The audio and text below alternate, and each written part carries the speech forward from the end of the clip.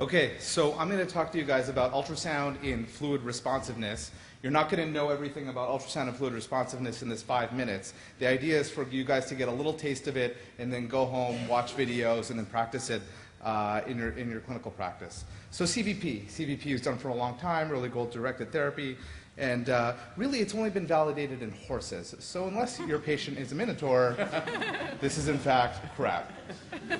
Okay. So the IVC is really good when the IVC is completely flat or completely big to tell you that they're either fluid responsive or not. But what happens when it's right in the middle, when it's nice and normal, and just like this slide over here, then you don't know if they're fluid responsive or not, so you have to go a little bit beyond just the IVC that we all learn in a residency in order to know if they're fluid responsive or not. So really what we're trying to do with fluid responsiveness is knowing if we take someone, we give them fluids, are they going to increase their cardiac output? And that would be, are they fluid responsive or not?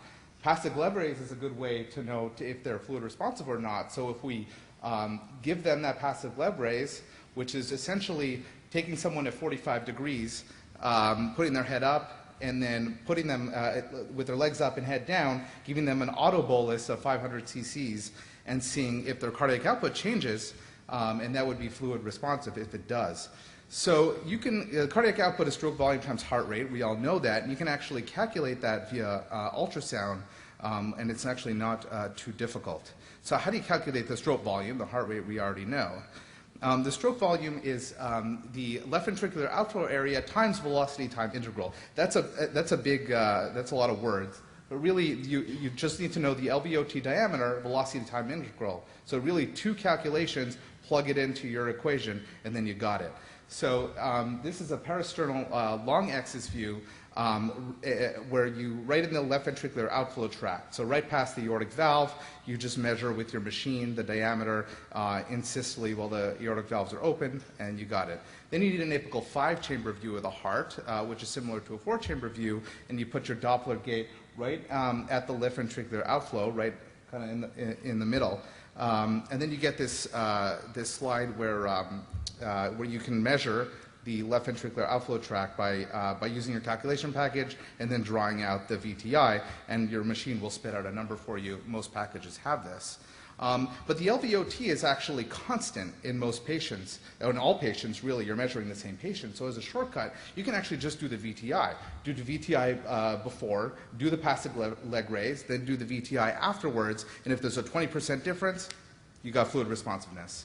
So that's actually not too hard. But to make it even easier, you can actually use the carotid artery, which is way easier to find, to look at cardiac output. So you find your carotid artery, you turn it into long axis, right in the neck, and then you go up a little bit until you get to the carotid bulb, which is that little bit of a bigger portion that you see up there, and then you measure the carotid diameter, like you did for the left ventricular outflow tract. Then you do a VTI in the same way that you would that you did it in the heart. Is you put your Doppler gate right where you did that measurement, and there, so right about there. Okay, and then you get you'll get a graph. Similarly, you do your calculations and all that, and you end up getting, and then you'll get the VTI the same way as you did before. Upcoming, there's an equation that you just look at briefly. So you have the diameter, you have the VTI, you do the same carotid blood flow before, carotid blood flow after, and a 20% change makes you volume responsive. So you just have to find the diameter. No shortcuts this time because the carotid does change with time. An even simpler way, which is not as validated as the carotid blood flow, but is way easier, is you do the same thing.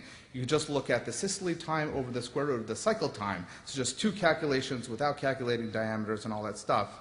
The top there is the systole time, which is from the beginning of systole, the cycle time, the beginning of systole to the next systole. You measure that, and then you look at the cycle time, which is below, which is the from the beginning of systole to the dicrotic notch. and that gives you, and the percent difference tells you if they're fluid responsive. So it's actually not that difficult to do with ultrasound. It takes a little bit of practice, a little bit of watching some videos, but it's difficult to predict without ultrasound and without other measures. So remember to measure your cardiac output or its surrogate like VTI before and after, and do some practice, and you guys can know if your patients are fluid responsive. Great.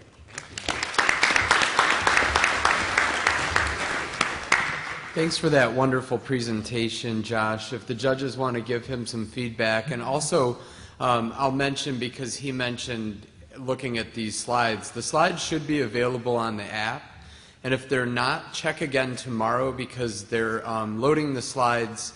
The ones that get loaded today will be in the app tomorrow. So if you have some more thoughts where you want to look at his presentation, you can.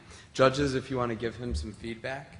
Dr. Guttman, that was a great presentation with great use of visuals. Sally, do you want to come up? And very clear explanation. So thank you very much.